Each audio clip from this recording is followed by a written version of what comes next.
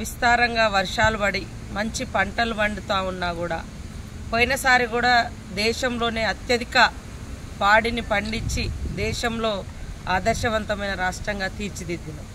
ఆ రోజు కానీ ఈ రోజు కానీ రైతాంగం సంతోషంగా ఉండాలని మా ముఖ్యమంత్రి గారు కృషి చేస్తూ ఉంటే బీఆర్ఎస్ నాయకులు కళ్ళల్లో నిప్పులు పోసుకుంటా ఉన్నారు, అబద్ధాలు ప్రచారం చేస్తున్నారు, వర్షాలు లేవంటారు, వరదలు వచ్చినాయి అంటారు. ఇట్లా రకరకాలుగా ప్రజల్ని తప్పుదోవ పట్టించేటువంటి కార్యక్రమాలు చేపడుతున్నారు. అంతిమంగా రైతులు పండించిన పంటనే ఈ దేశంలో అత్యధికంగా తెలంగాణ నుంచి పంట పండడంతో రాష్ట్ర ప్రజలకు కానీ దేశానికి కానీ తెలిసిపోతుంది. మీరు ఎన్ని అబద్ధాలు చెప్పినో కొద్దిగా వెనక ముందు నిజాలు తెలిస్తే కావచ్చు. ఎందుకంటే మనకు తెలుసు అబద్ధము ఊరంతా తిరిగి వచ్చే లోపు నిజం గడప దాటదని. సో అట్లా టీఆర్ఎస్ వాళ్ళు అబద్ధాల మీదనే ఆధారపడి వాళ్ళు దుష్ప్రచారం చేస్తూ ఉన్నారు. అదే కాకుండా నిన్న మొన్న కూడా ఎంత అబద్ధాలు కేటీఆర్ మాట్లాడతాడు అనేది సీఎం రమేష్ మాటలలో కూడా మనం చూసినాము. మరి ఆయన మాట్లాడిన దానికి సీసీ ఫుటేజీలతో సహా బయట పెడతా అన్నాడు. దానికి సిద్ధంగా మేము ఏ పార్టీతో ఒప్పందం లేదని, మీరు ఒప్పందం అయినారు కాబట్టి ఎంపీ ఎలక్షన్లలో మీరు ఎంత డిపాజిట్లు కూడా మీకు రాలేదు. మీరు అన్నారు కదా మమ్మల్ని జనరల్ ఎలక్షన్లలో ఎమ్మెల్యే ఎలక్షన్లలో మీకు మాకు 0.5% 1% తేడా మాకు ఇంత ఉంది అంత ఉందని.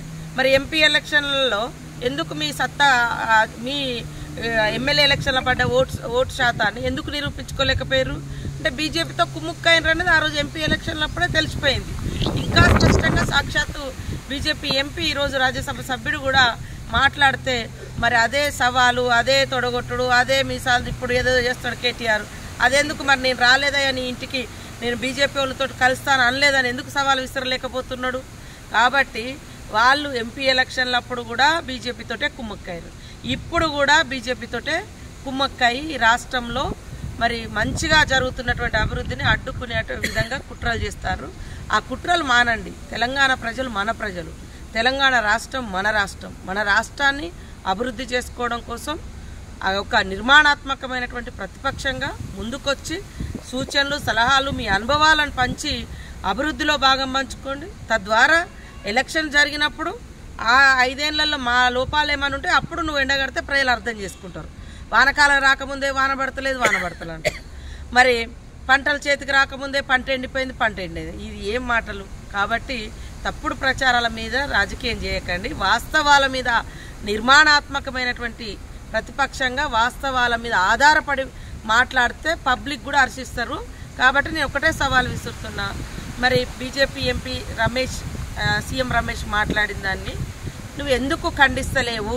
నేను ఆయన ఇంటికి పోలేదు, ఆయనతో కుమ్ముక్కు కాలేదని ఎందుకు చెప్పడం లేదు? అదే కాకుండా మీరు జనరల్ ఎలక్షన్లలో మీకు మాకు 0.5% 1% తేడా అన్నారు. మరి ఎంపీ ఎలక్షన్లప్పుడు మీరు ఓట్లు అటు బీజేపీకి వేయించింది వాస్తవం కాదా? ఈ రెండింటిని మీరు గుండె మీద చేసుకొని చెప్పాలని నేను సవాల్ చేస్తాను.